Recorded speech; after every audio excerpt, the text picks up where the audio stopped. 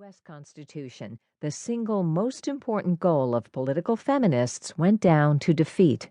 That same month, when Argentina invaded the British-controlled Falkland Islands, a sparsely populated, desolate, oil-rich island chain 300 miles off Argentina's coast, Margaret Thatcher, Britain's first woman prime minister, ordered British warships to the scene.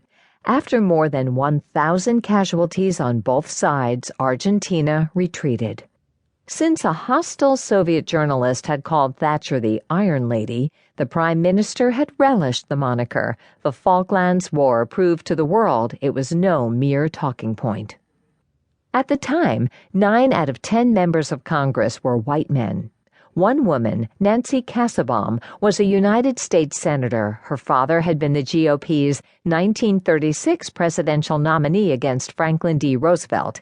In late fall, on the eve of the midterm elections, polls in the Missouri U.S. Senate race showed Democratic State Senator Harriet Woods in striking distance of defeating the incumbent Republican. But Woods had nearly run out of campaign funds. So Harriet Woods came to Washington, D.C., looking for $50,000 for a week of television in Missouri, Shryock said. She went to the typical places you would go in the early 80s, the labor unions, the party caucuses, the party leaders, and they all said no. They basically said women can't win, and they let her run out of money. Woods narrowly lost. There was a group of women here led by Ellen Malcolm who were just livid at what happened, but they realized that they didn't have a network to help fill that hole either. By 1983, Malcolm gathered some of her friends together to strategize about how to bust through the Senate's glass ceiling. They faced a catch-22. Money was the measure of a candidate's viability, but campaign donations flowed only to those who looked like winners. Malcolm had been press secretary for the National Women's Political Caucus, and she had a lot of contacts in the feminist movement. There were plenty of women who were giving money to feminist causes, but they were not contributing to women candidates.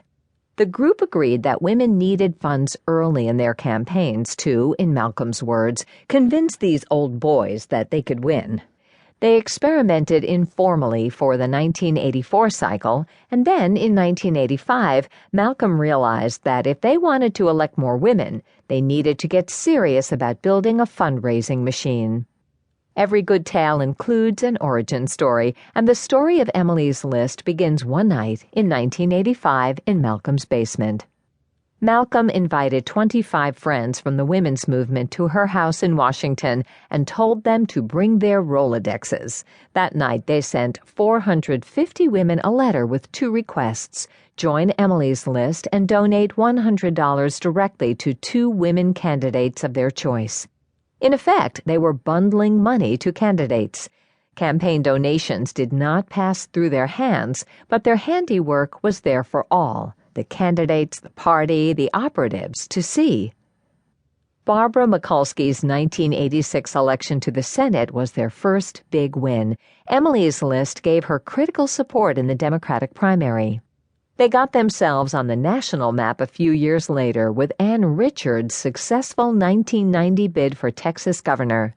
In 1991, when Supreme Court nominee Clarence Thomas was accused of sexual harassment by law professor Anita Hill, and televised hearings showed the all-male Senate Judiciary Committee, chaired by Joe Biden, impugning Hill in a way all too familiar to many women, Emily's List was there to harvest the groundswell of political will. From the beginning, Emily's List set out to change these well-worn habits and decided that the fear tactics typical of movement organizing wasn't the best way to do that. It wasn't one of these, the world is coming to an end so you should give. It was, here's what happens in a campaign. Here's what candidates do with the money, Malcolm recalled. We went through years of building a trust relationship with women donors. The early money strategy worked. It gave women tremendous credibility in the political world.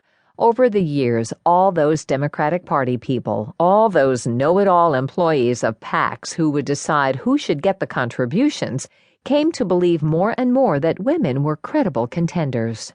Money is key, but there are many other components to a successful electoral campaign, and in the mid-1990s, Emily's List expanded their portfolio. They started campaigning